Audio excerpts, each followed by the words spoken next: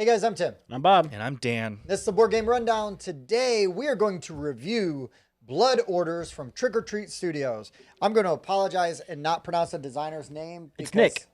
Yeah, it's Nick.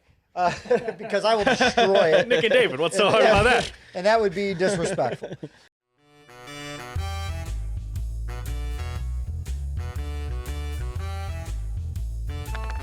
Orange tea. So in Blood Orders, you are playing as a vampire, trying to create your new order of vampires, right? We've all been ostracized from an old order or whatever, blah, blah, blah. We've all come to this new city, and we are trying to create our own following, right? And establish dominance there. Staten Island, I think, is where you go, right? Is it? Yeah, maybe. So you do that by, we've got different locations on the board: North Quarter, South Quarter, East Quarter, and if you're playing with 4 players, you will have a West Quarter. And you are going to have action tokens, which are all in your different player colors. And you've got your little player bat here, which you will use to assign your action tokens. And it's all pretty straightforward. There are dawn, dusk, and night phases. So you've got a dawn action token. You're going to assign that, but it's got a little indicator. Or wait, you don't want to use the green one on the green. No, I don't. Green, use your purple one. All right. Just throw them all up on there. Sure. But you got, so these symbols are going to correspond with things that you see on the board.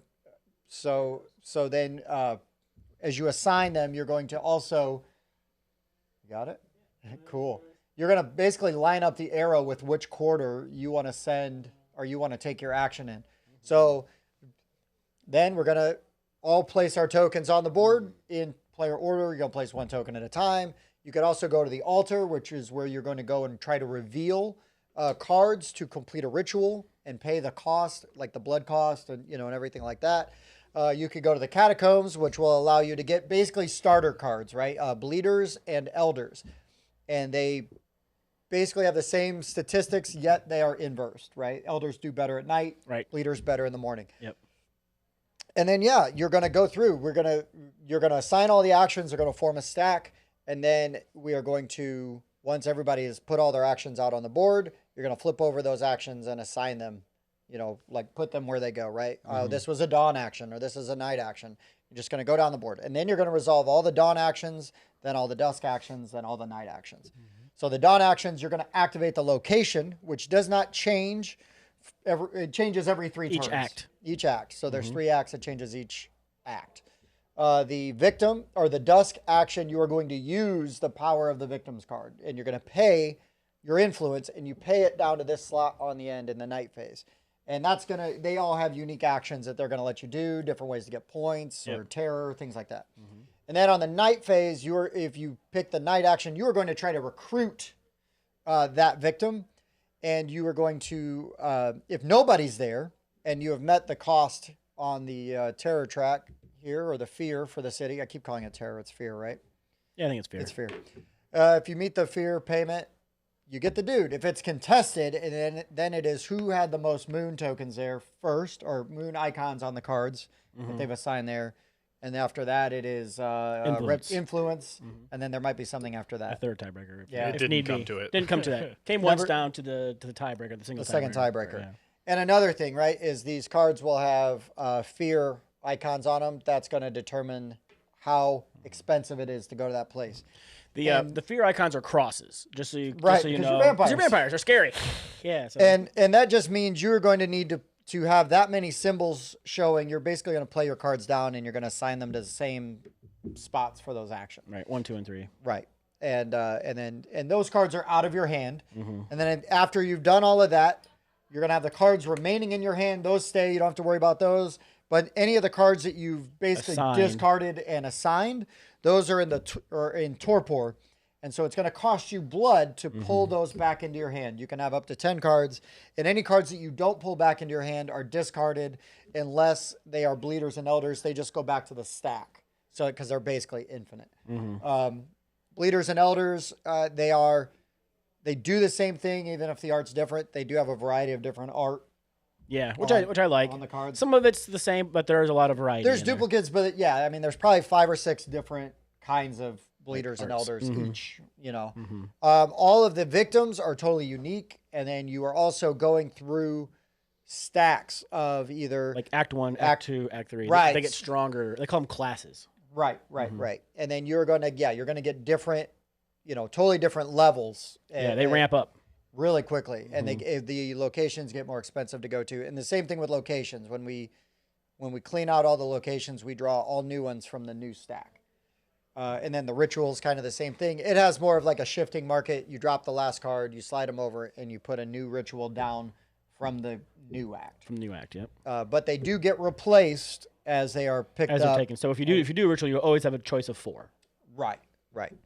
That's pretty much like basically how you play. There's some fiddly stuff here and there, like Right. just working out what individual cards do. You do also have this terror or fear track that you move up and down. Which was, I think, the most confusing part, because it's like, lose this, gain this, but when you're gaining, it's better, or when you're It's losing, worse. it's better. Right. So by gaining it, it's worse, because it was a little confusing at first. But And then final scoring is a mixture of victory point tokens, Yep. any card that has a Coffin victory on it. point symbol, and influence is a 2-to-1 ratio as well. Yep. And they do a nice job. The score, the value, a victory point value on the cards is exactly the same icon as the coffin tokens. right, yeah. So Anytime you see that, it's points. it's points. It's pretty obvious. They do a nice job with that. Yep. And I feel like once you understand the iconography, it's It's pretty straightforward. pretty straightforward. Do we want to go into components? Okay. Yeah.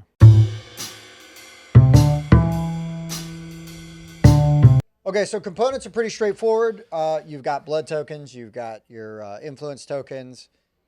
I like the artwork a lot. I do too. I think all the crazy looking and hideous looking, Pointy chins and all. characters and, zombie Yeah, looking the elders. vampires. Yeah, they look super cool. That one guy I had, his name was.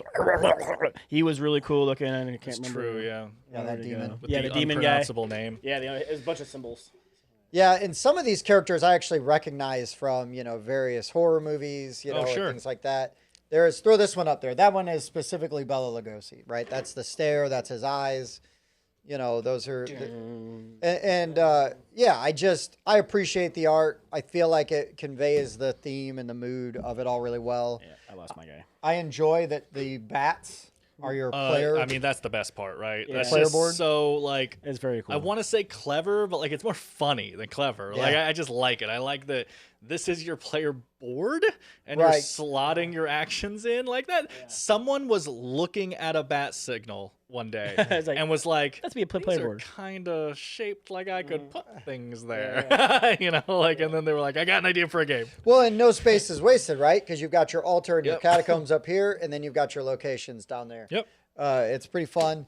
The player screens are decent. I mean, I knocked mine over a few times, like standing up Yeah. and reaching, but I like the art on them, but it also Yeah, they're all it does a different. really good job of giving you Some player sort info. of a breakdown here and what all the icons mean. Well, that's honestly maybe the biggest. Well, it's not components really, but one of the biggest positives I'll give it is that while that player aid, whatever you want to call it, the shield does give you a good breakdown of everything. I don't think I ever had to look at it. Oh, sure. Yeah, I didn't really The need game was actually pretty intuitive with as Once you figured it fiddly as it is. Like, Right. just some of the wording is just weird to Yeah. get used to. You showed off some characters, right? a couple of That's fine. I just wanted to show off some characters because, like, a big thing for me, you mentioned the art. I agree, actually. All the character cards are fantastic. I like it a lot. Some reused art, but the reused art are the same card, right? So these are 3 Unholy Favors, so they have the same art. Meanwhile, the board is like, hi, I photoshopped this. Sure. As a volunteer gig. I mean, like I can just tell you, like, this is like they gave the picture a stroke or a drop shadow and then filled it in with a computer generated imagery. Yeah. Right. Oh, right. that was a and very like, odd icon. yeah, and just like a lot, I do not like the look of the board at all.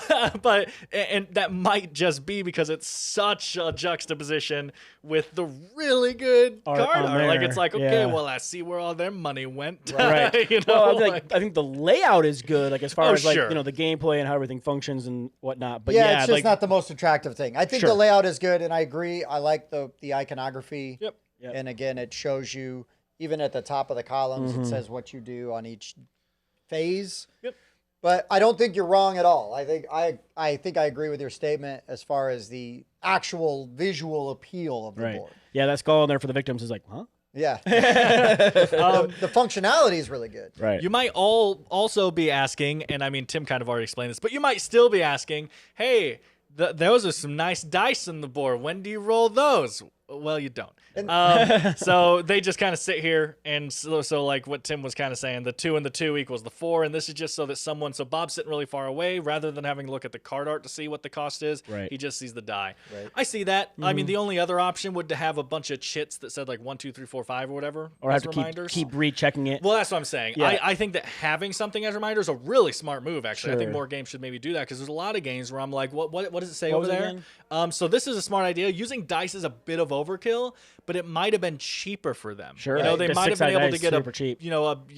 a partnership with a die company, huge influx of just dice, and that's all they needed, right? Plus, there are some cards that say like, "Oh, adjust this value up or down," so that will help you keep. Yeah, track instead that of as having well. to move the chits, you just Yeah. spin the die. That's Spin it up true and as well. I also do think personally that the shield is a little too small for everything you're trying to put behind there. sure. There is so many things that go behind your shield. Your player board with the tokens surrounding it, with any of the cards that you've assigned to it, with how many victory points you have, with how much influence you have, with how much blood I you didn't have. realize the influence was all a secret knowledge. I don't know too. if I it's just left my technically pile secret off because the we side. lift it, right? But like it's just you intuitively, when you're playing a game with a shield, you put your currency behind the shield, right? Unless the game tells you not to. Sure. And with all that stuff back there, it's just that, like Tim said, like Tim and I both knocked our shield down once, and then there's the whole thing that there's a shield, but then you lift it up anyway when you're doing the things.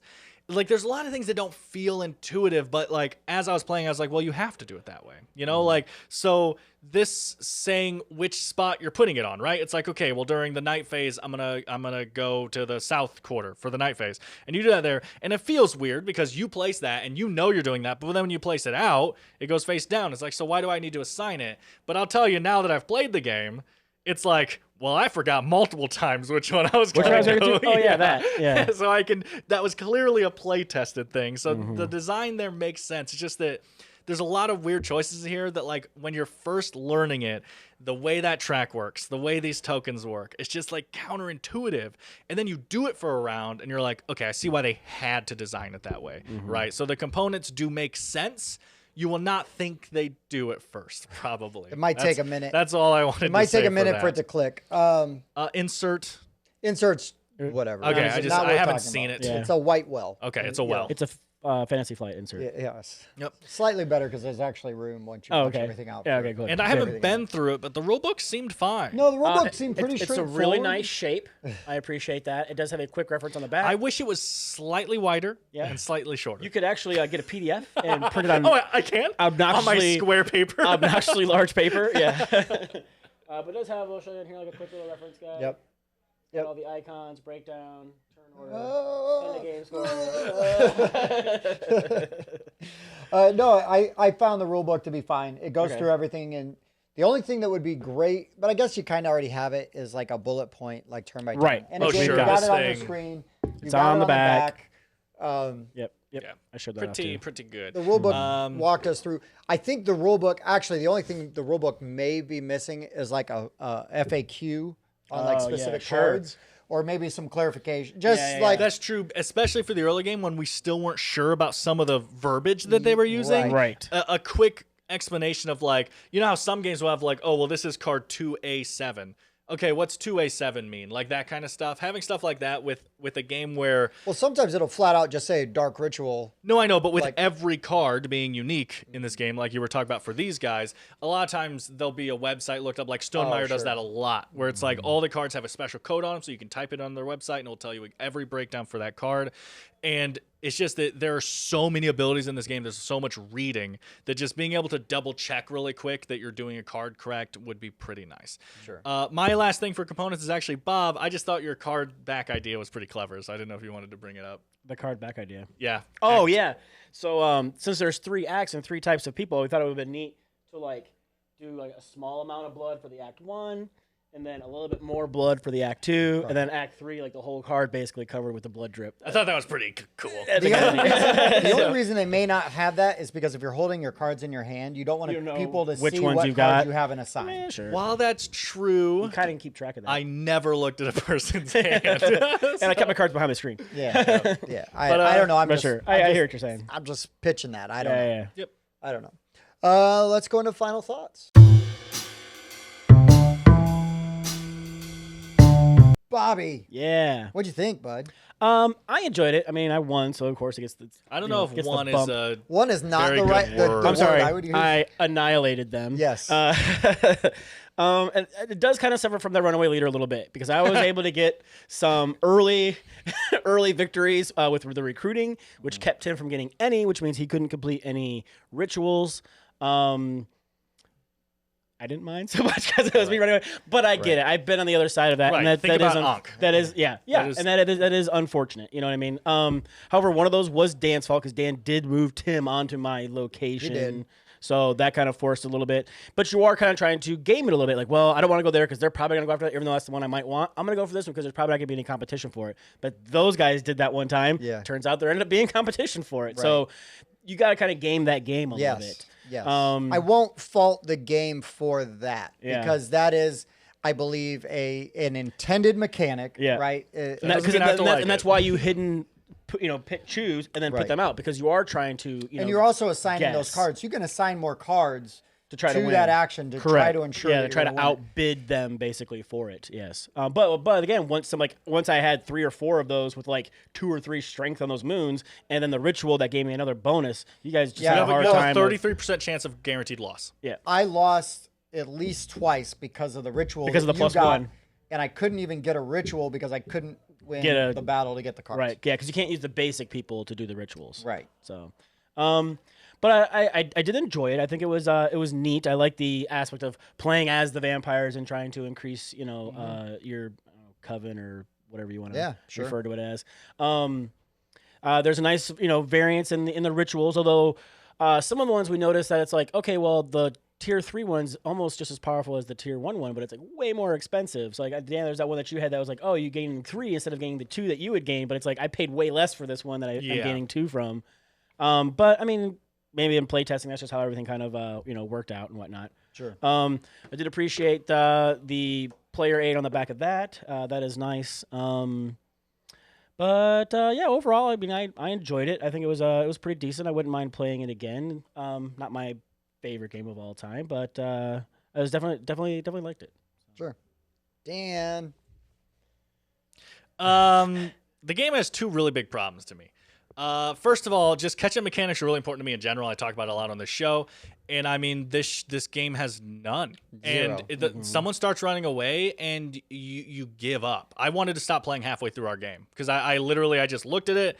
I saw how many points were coming out, and then like there were times where because of not winning things, I literally don't have enough day actions in my hand to take any day actions. Right. So then if there's a card out, so this one gives you 3 victory points right here is this card that's out. Bob had a ritual card that let him do day Do it cards twice. So we knew that for 3 turns in a row, Bob was going to get 6 victory points. Meanwhile, I don't even have enough cards in my hand to take day actions. So I have to either waste a bunch of my actions to get a bunch of bleeders just to be able to try to get 3 victory points. Waste of time. Or I just have to hope that I win a ritual, which is then my other big negative. What I was saying was 2. Sorry, yeah, the night. The game relies on it. I mean, and I guess if that is the point of the game is build your engine to get that, which does make sense, I just don't like it, I guess is what I'm saying, right? Sometimes you just don't like the point of a game. And if the point of the game is that, it is way too luck dependent to me, especially because like we said, it was a learning game, right? So we're just kind of getting cards, not sure what we're doing. Bob happens to get 2 cards in the first 2 rounds or whatever. Okay, now if we go where Bob goes, we lose. So now the game is just a guessing game of where's Bob going? I hope I can get something. And there were way too many times where we just guessed wrong. And guess what? You guess wrong. That is a whole nother time you're behind. And guess what? You can only take those night actions of, 9 times. So if you miss 3 or 4, there's half your game gone That's crazy. It's so reliant on that. And there's so much just push your luck, which I just don't like. And it's not really push your luck. It's just a moment of luck. Yeah, right? no, it is a rock, paper, scissors kind of Right. thing. Yeah, a little Good bit. point. And I do kind of feel like maybe because adding the 3, because once you pay your people to do your actions and they go to torpor, you have to pay blood to take them back to your hands. Right. But when you bid and win somebody, you're getting 3 blood. So I could Right. bid 3 You are being dudes rewarded. without having to worry Yeah. about it. You know, and so I think maybe not giving them that blood and making that hurt more. Or, again, it feels like you should have to take one or the other because there's a slash on the Oh, board. right. Take all of those or all of Right, those. which then makes sense because Sure. you're either getting the Getting the influence to influence use or you're getting blood. the blood to get your cards back. That would make more sense. It's still a bit too strong, I think, Right. but it would make some sense. But I mean, Tim has showed us multiple times. that I mean, you we take looked at both. it, right? Because we questioned it and it said We. take everything. Well, I mean, But, anybody could have grabbed the book. But This is true. wow. Take all tokens, blood tokens, and those. Yep. Yep. And there. so that's just another thing as to how that slash doesn't make sense to me. I guess that Right. would've It should have been a opponent plus thing. sign. Would have been better. Yeah, or just both. you Yeah. know, it doesn't even need a thing there. But anyway, so those two things just really gave me just a negative feeling while playing the game. So we had to push through the opening of the game, which was understanding that positive was down and negative was up on this board, which again, from a design standpoint, makes sense. Now, I was looking at the board upside down, so maybe that's why it took me a little longer to Right. understand. But like, I can see why it's like, well, increase means go up the board. The problem is going down on the board gives you positive numbers. So which one does Right. increase mean? Yeah. Well, that's Like, where the I question did see came into something we play. missed. I'd read it and then we didn't do. I think we forgot about it and then never went back to it. And that is when you do gain a guy, Mm-hmm. you move up on the terror track or the fear track equal to the die. Oh my value. God. But Yeah, I don't remember hearing that at all. But Wow. I don't think that would have stopped Bob from annihilating. Oh, you, no, because no. he was getting all the characters. And I was taking all the minus that anyway. And it might Yeah. have you would have won by 7 less points. Well, I mean, as I was saying, there was a couple times where I was supposed to lose that, and I had none Sure. to lose. Right. So, But yeah, you would move up on it, then back down. Right down. I Correct. don't think that affected the experience at all. right. Right. I'm just gonna put that out there with the game not being close. Right. If it yeah. was close, Sure. different story. Right. That's the thing is that just from Bob getting those 2 cards early on, and obviously, did all of us play super efficiently? Of course not. We weren't sure what we were doing. We were Right. learning We're just the kind game. of just trying things. But with yeah. Bob getting those 2 cards early on, he almost doubled my score and almost tripled Tim's. Yeah. That is insane, guys. There needs to be some kind of catch-up mechanism going on here, or some kind of not rich get richer mechanism of like, oh, I won the card, I'll also get all the money I need to buy my people back for buying that the card. blood's going to trickle down on you. Yeah. Thanks, moment. Bob. Well, honestly, I think an easy fix is you can assign your orders, right? But like I'm gonna do a day. Let's just say, like I'm gonna do a day, a dawn, a dusk, and a night. Let's just say I'm not doing altar catacombs. So if I go third, and I see you and Dan both put Oh, change. stuff Potions on the out there? south quarter, maybe like you guys both go to east quarter. Maybe then I can just not go to the east quarter like I originally wanted Take an to, alternate and then action change instead. it and go somewhere else. That would make a signing useless. I could see it having a Well, cost, though. it I would could see be- it being like, I don't know that it'd make it useless as much as you are dedicating that you are doing these 3 actions, but where you do them is affected by when you place them. Because you're still paying the cards no matter. Well, it could be 4, it could be 3, Right. but you have to maintain the Sure. cost. Yeah, I don't know. I don't know. I'm just spitballing Right, because I don't know. because I agree. There was times where like you're just watching all these tokens stack up on the same And location, you're like, oh crap. and like Dan said, Bob got 2 cards right away. First 2 days. One day he only stopped me from getting a card. The second day he stopped Dan and I both from getting a card. And then so now I'm basically down 2, and Dan's down 1. And there was never looking back Right. ever. We never beat you in a contested spot ever. I don't think you did. I tied Ever. him once Tied and me lost once. to a tiebreaker. So we never beat you in Yeah. a contested spot. Sorry, Dan, I didn't mean to interrupt. I'm just building. Well, off no, what you that's were saying. everything. So those just 2 things are just things that really impact me with the ways that I enjoy games. The kind of rock paper scissors luck thing in a game this long and everything too. Sure. Like, this is a big game. This isn't a 30-minute game. Yeah, it took us almost 2 hours. This has got to be an hour and a half game, like on average. Right. And with this just rock paper scissors, hope you get it right thing in there on top of the no catch-up mechanics and stuff. Like I said, literally like halfway through the game, I started feeling like it was just impossible and I didn't want to play anymore. And then in like the beginning of the third act or something, I just straight up said out loud, I was like, we can't beat you, Bob. Like, hurry up. Like, I've just been quit optimizing your turn. Like, I've We've just been already paying crushing attention to how many us. points people are getting. I didn't realize we it was going to can't be beat you. that. Oh, we all knew. We knew. So yeah, so I'm just saying those things led to a pretty negative experience for me. Sure. I mean, I think there were times where I was very frustrated, and because I was being blocked, and it wasn't really anything intentionally that other players were doing. Right. I mean, one time you moved a piece. I didn't put you there though. I put you on the other one. Right, which also guaranteed I wouldn't get a thing because I lost to Dan. No. I didn't. Oh, I Dan didn't moved put me. you guys Gave you together. one time. Yeah, you Yes. did one time, and I had to beg for it. Am I not merciful? He did. He literally did. Though. Begged for it. So, no, actually- you were not merciful. Yeah, because Bob actually put it on me first, and did. you said, Yeah. "What are you doing?" And Bob was like, "Oh." All right, And then fine. still, There you like, go. it- I was hesitant. The hesitant man shall pass. I would say hesitant times 5. There are a lot of things this game does that I really like. I think I need to play. So I also at times was having a negative experience with this, but I didn't really feel the length of the game despite my negative experience. So I had a better time than Dan did, I'm guessing. But I still feel like with the lack of a catch-up mechanic, Right. that's a problem. I would like to play it again to see what happens. A, with now I know a little bit more of what I'm doing, and B, just to see how different players, like different strategies, how the different locations will come out, because there is a lot of variability. right. There's a lot of cards we didn't see. And replayability within this game. And so if I play it 2 more times and it seems like one person wins by 100 points every time, Yeah. that's a problem. And you know, my final score would definitely drop. Because then I feel like that is a game that is fundamentally broken, right? That one person can just wreck you.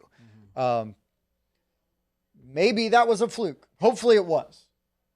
Not that you won, but Totally just, possible. I just can't. I can't rate the game off what I think the game might be later. Sure. Well, I mean, but we also say that sometimes our scores could be affected up Of or course. down Sure. in the Right. future, That can always happen. Well, right. But no. I'm just saying there's enough here. I think that I will have a positive outlook overall.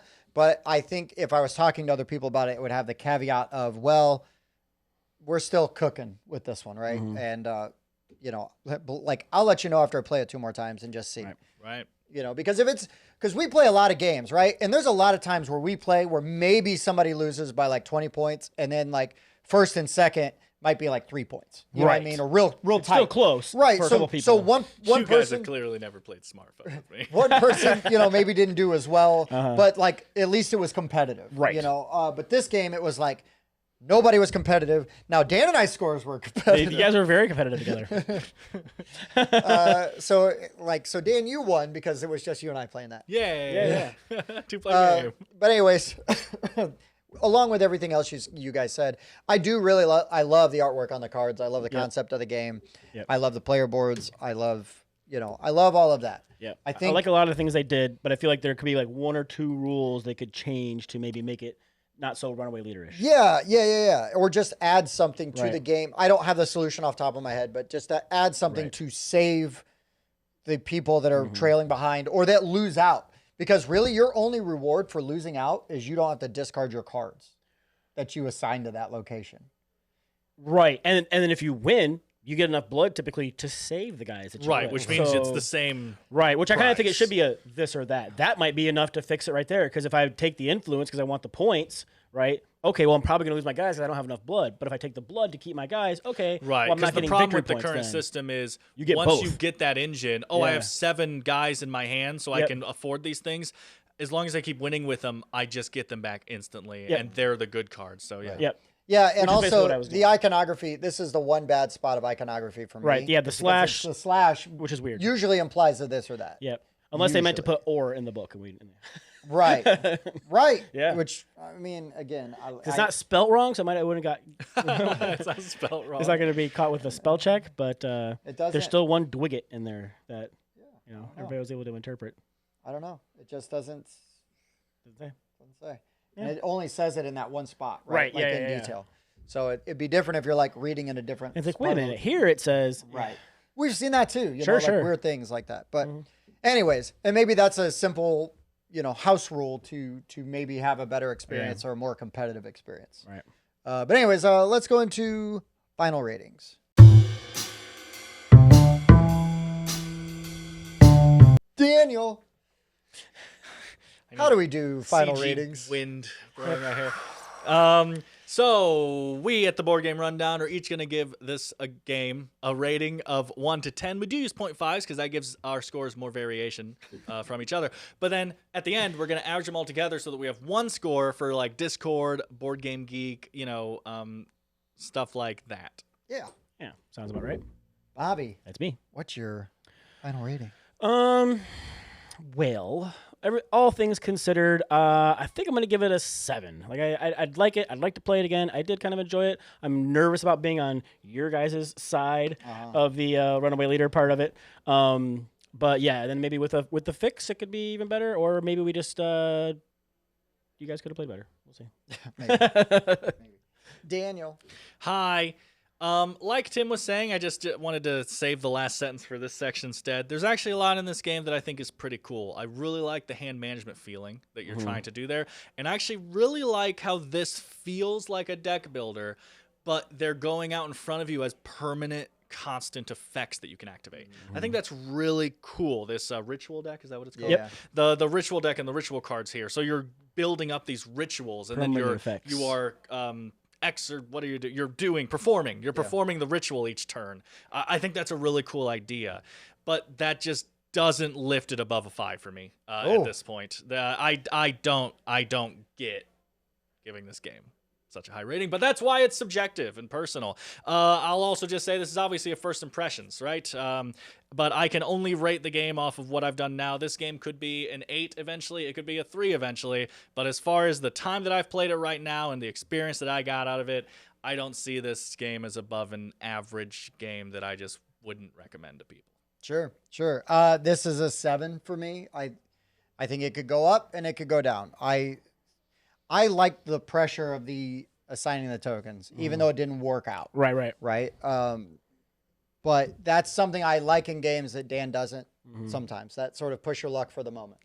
Not in a 3-hour game. Sure. Right. No, I get it. And I don't disagree. I think that either we sorely misunderstood something or the game does have some very serious flaws, which, again, I am not above house ruling a thing or two to make it a game that I can play and enjoy, right?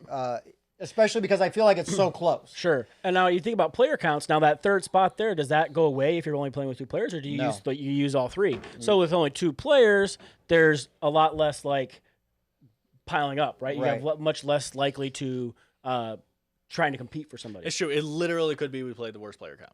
Right. Well, with 4, you still have 4 people, 4 slots. Sure. So there's more risk. Yeah, very possible. Very possible.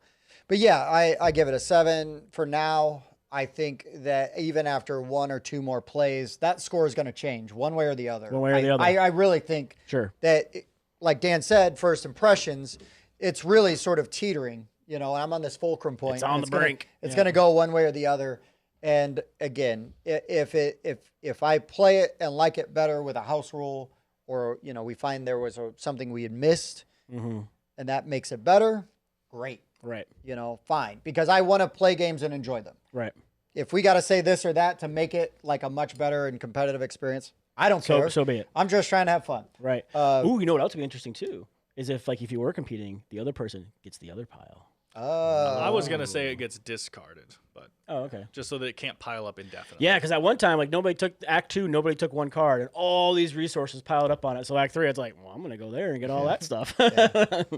So yeah. Yeah, which just meant you beat us by 20 more points. Yes, but if you took our scores and you average them all together, 6.3. All right. This is, just so everybody knows, Trick or Treat Studios did send us this game. I didn't pay for it, but they did not pay for a review. They gave us a copy of the game to talk about it. I just want to put that out there in case that matters to you. We try to be as honest as we can. Obviously, Dan tries to be as honest as he can. I do. But that's... I I rated my experience how I had it. Yeah, I liked mean, it. I had well, that's the fun. thing is for some reason while I was frustrated early on, I didn't feel the length of the game, and you know, once I was able to actually start doing some things, I started to enjoy the game a lot more. Right. If we had just stopped playing after Act 1, I think I'd be at a 5. But once I actually got to start doing Got some things, characters and everything. got some characters, was able to do some stuff. I felt much better about my game. But nobody likes a game where you don't feel like you can do anything. Sure. It's just not a good time. So anyways, that's all for Blood Orders. Blood Orders. So for the board game rundown, I've been Tim. Bob. Dan. Bat. It was me.